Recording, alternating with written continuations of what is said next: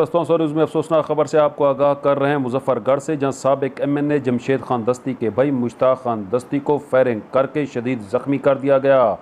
جو بعد ازاں زخموں کی تاب نہ لاتے ہوئے خالق حقیقی سے جا ملے۔ اہم خبر سے آپ کو آگاہ کر رہے ہیں سابق MNA جمشید خان دستی کے بھائی مشتاق خان دستی کو، جو دو فریقین کے درمیان جانوروں کے معاملے پر ہونے والے جھگڑے کی صلح کرانے کے لیے موجود تھے، فائرنگ کر کے زخمی کر دیا گیا، جو بعد ازاں زخموں کی تاب نہ لاتے ہوئے خالق حقیقی سے جا ملے۔ اس واقعے کا وزیر اعلیٰ پنجاب سردار عثمان بزدار نے سخت نوٹس لیتے ہوئے پولیس کو قاتل کی فوری گرفتاری کا حکم دیا۔ زرائع کے مطابق پولیس نے قاتل کو گرفتار بھی کر لیا ہے۔ اس موقع پر سابق MNA جمشید خان دستی نے میڈیا سے گفتگو کرتے ہوئے کیا کہا، آئیے آپ کو دکھاتے ہیں اس رپورٹ میں۔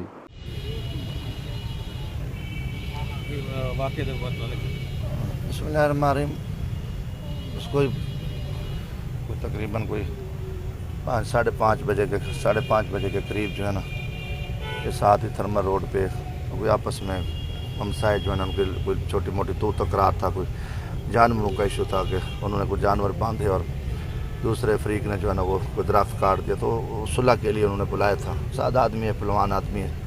تو وہ پھر ان دونوں فریقین کی بھی چھوٹی معمولی بات تھی، اس نے کہا جانور ادھر نہ باندھیں ادھر باندھے، تو وہاں گئے تو وہ بھی دونوں فریق اکٹھے تھے،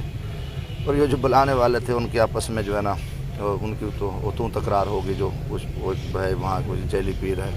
اس کا وہ بیٹا تھا بدبخت، وہ قاتل ہے،